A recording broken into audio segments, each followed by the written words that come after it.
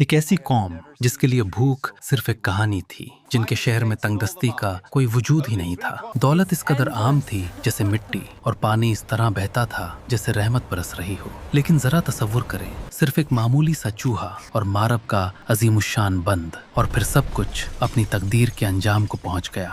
न कोई फौजी यलगार, न कोई जलजला, न आसमान से गिरती बिजली, बस अल्लाह का एक हुक्म, एक ही रात, और दुनिया की सबसे मालदार सल्तनत मिट्टी तले दबकर रह गई। ये वो वाकया है जिसका जिक्र खुद अल्लाह ताला ने कुरान मजीद में फरमाया है। ये है कौम सबा की दास्तान। जन्नत जैसी जिंदगी से तबाही के अंधेरों तक का सफर, और यकीन जाने आगे जो कुछ होने वाला है वो आपको अंदर तक हिला कर रख देगा। कदीम जमाने में आज के यमन के इलाके में एक ऐसी कौम आबाद थी जिसकी मिसाल कम ही मिलती है। ये कोई आम बस्ती नहीं थी, बल्कि खुशहाली, सुकून और फरावानी की जीती जागती तस्वीर थी। उनकी जमीन इंतहाई जरखेज थी, हवाएं खुशगवार और नरम थी, और बारिश एक बेहतरीन तवाजुन के साथ नाजिल होती थी। मगर उनकी तरक्की का असल राज कुछ और था। वो था मारब का अजीम बंद। ये बंद इंजीनियरिंग का एक हैरतअंगेज शाहकार था, जिसके जरिए दूर दूर तक फैले बागात को पानी मुहैया किया जाता था। हर तरफ हरियाली थी, दरख्तों पर फलों की भरमार थी,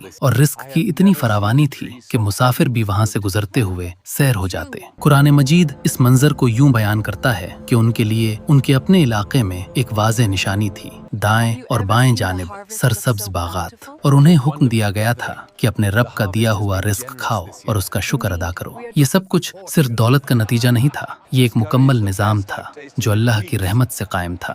शहर के लोग इत्मीनान से जिंदगी गुजार रहे हैं, बाजारों में रौनक है, कारोबार उरूज पर है, और हर तरफ अमन व सुकून का राज है।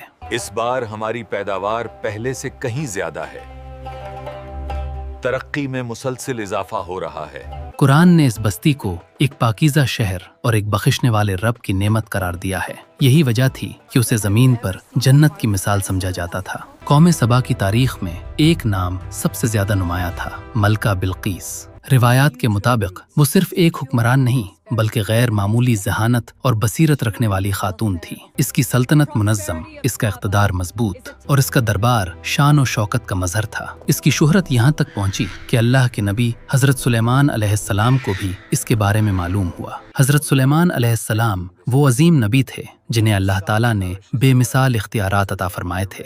जिन्नात उनके ताबे थे, परिंदे उनसे हम कलाम होते थे, और हवा भी उनके हुक्म की पाबंद थी। जब उन्हें बिल्कीस और उसकी कौम के हालात का इल्म हुआ तो उन्होंने इसे एक पैगाम भेजा। ये पैगाम अल्लाह के नाम से शुरू होता था, और उसमें साफ अल्फाज में दावत दी गई थी कि वो अल्लाह की बंदगी कबूल करे। बिल्कीस ने जल्दबाजी से फैसला नहीं किया। उसने अपने दरबारियों से मशवरा किया और पहले नरमी से मामला परखने का फैसला किया। उसने कीमती तहाइफ रवाना किए, सोना, चांदी और बेश कीमत जवाहरात। मगर जब ये सब हजरत सुलेमान अलैहिस्सलाम के दरबार में पेश किए गए तो उन्होंने उन्हें कबूल करने से इनकार कर दिया। उन्होंने वाज़ेह कर दिया, अल्लाह की अता करदा नेमतें दुनिया की हर दौलत से कहीं बढ़कर हैं। ये पैगाम मिलने के बाद बिल्कीस को यकीन हो गया कि वो किसी आम बादशाह से नहीं बल्कि अल्लाह के नबी से मुखातिब है। चुनाचे उसने खुद जाने का फैसला किया। जब वो हजरत सुलेमान अलैहिस्सलाम के महल में दाखिल हुई तो वहाँ का मंजर उसकी तवक्कुआत से बिल्कुल मुख्तलिफ था। फर्श शीशे का बना हुआ था जिसके नीचे पानी बह रहा था। उसने उसे पानी समझकर अपना लिबास संभाला, मगर फौरन हकीकत उस पर वाज़ेह हो गई। इसी लम्हे उसके दिल की कैफियत बदल गई और वो पुकार उठी, ऐ मेरे रब, मैं अपनी गलत फहमी में मुब्तला रही, अब मैं दिल से तेरी वहदानियत को तस्लीम करती हूँ। ये एक ऐसा लम्हा था जिसने तारीख का रुख बदल दिया। अगर आपको हमारी वीडियोस पसंद आ रही हैं तो हमारे चैनल को सब्सक्राइब करें ताकि आने वाली तमाम वीडियोस आप तक आसानी से पहुंच सकें।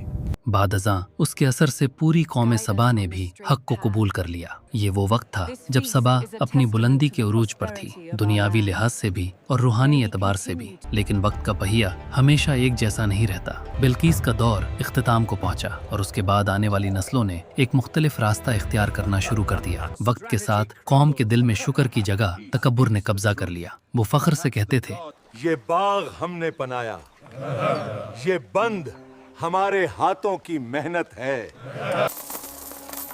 और हमारी अकल ने ये दौलत पैदा की है।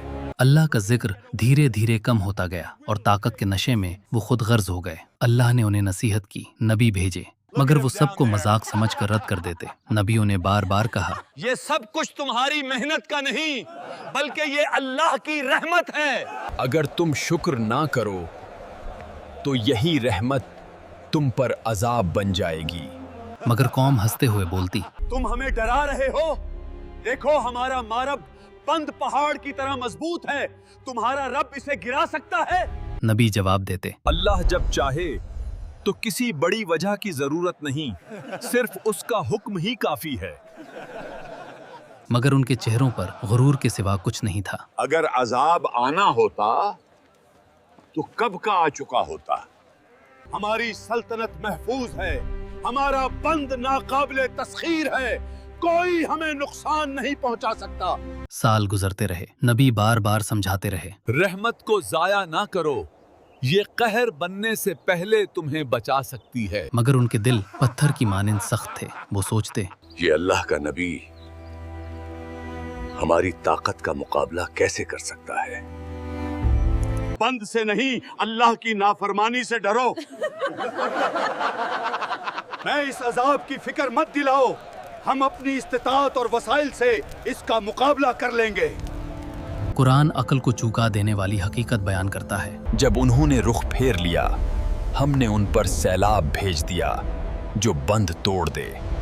रिवायात में आता है कि मारब बंद की बुनियाद में चूहों ने सुराख करना शुरू कर दिए थे। लोग बस देखते रहे, मगर उनका गुरूर उनकी आंखों को अंधा कर चुका था। वो फख्र से कहते, ये बंद हमारी ताकत की निशानी है, छोटे चूहे इस पर असर नहीं डाल सकते। वो रात भी आई जब सब लोग अपने घरों में आराम कर रहे थे। शहर खामोश था, हवा में संजीदा सुकून छाया हुआ था और मारब बंद अपनी आखिरी सांसें ले रहा था। पहली बार एक हल्की सी आवाज गूंजी, फिर दूसरी आवाज भी सुनाई दी और अचानक बंद टूट गया और कुदरत का कहर बेकाबू हो गया। पानी जो कभी रहमत का जरिया था, अब तबाही का तूफान बन चुका था। शहरी चीखते और खौफ के मारे भागने लगे। किसी ने चीख कर कहा, ये बंद तो नाकाबिले तस्खीर था, खुदा के लिए बचो। मगर कहीं से निकलने का रास्ता नहीं था। कुरान हमें बताता है, फिर हमने उन पर बंद तोड़ने वाला सैलाब भेज दिया। नबी की आवाज पूरे शहर में गूंज रही थी, ये वही कहर है जिससे तुम इनकार कर रहे थे। लोग आजिज़ी से दुआ करते, ऐ अल्लाह हमें बचा, हमने गलती की, हमारी मदद फरमा। पानी की बुलंद लहरें शहर में धावा बोलने लगी। हर गली और हर गोशा अपनी लपेट में आ गया। घर, बागात और बाजार सब इकट्ठे पानी में डूब गए। लोग सिर्फ अपनी जान बचाने के लिए चीखते और दौड़ते रहे। कुछ बह गए, कुछ मौजों में गायब हो गए। हर आवाज कहर की गूंज में घुलकर खामोश हो गई। आखिरकार एक बहुत बड़ी मौज ने सब कुछ निगल लिया और शहर के हर बाशिंदे को हमेशा के लिए खामोश कर दिया। और फिर सब कुछ खत्म हो गया। वो सरजमीन जो कभी जिंदगी से भरपूर थी, अब सुनसान वीराने में बदल चुकी थी। बाग उजड़ गए, मकानात बह गए और बस्तियां सफाए हस्ती से मिट गईं। लोग खत्म हो गए, सिर्फ उनकी दास्तान बाकी रह गई। अल्लाह ताला ने फरमाया, उनकी सरसब्ज जमीनों की जगह अब कांटों और झाड़ियों ने ले ली। ये सब क्यों हुआ? कुरान इस हकीकत को वाज़े करता है। ये अंजाम उनकी नाशुक्री का नतीजा था। वो दौलत नहीं थी जिसने उन्हें तबाह किया, बल्कि उनका तकब्बुर उनके जवाल का सबब बना। उनकी खता ये नहीं थी कि वो मालो दौलत रखते थे। असल मसला ये था कि वो शुक्रगुजारी को भूल बैठे थे। नेमतें उनके पास थीं, मगर उन नेमतों ने उन्हें अपने रब से दूर कर दिया। और आज हम उन्हीं वाक़यात को सुनकर महज हैरान होते हैं। हालांकि ये किस्सा सिर्फ माजी की एक कहानी नहीं, ये हम सब के लिए एक वाज़ेह पैगाम है। अगर अल्लाह की अता करदा चीज़ें हमें इसी से गाफिल कर दें तो वो रहमत नहीं रहती, बल्कि आजमाइश बन जाती हैं। ज़रा गौर करें, जब एक मामूली सी मखलूक अल्लाह के हुक्म से एक अजीम सल्तनत को ख़त्म कर सकती है, तो इंसान की हकीकत क्या रह जाती है? ये लम्हा सोचने का है। हम अपनी ज़िंदगियों में किस चीज़ को तरजीह दे रहे हैं, नेमत को या नेमत देने वाले को?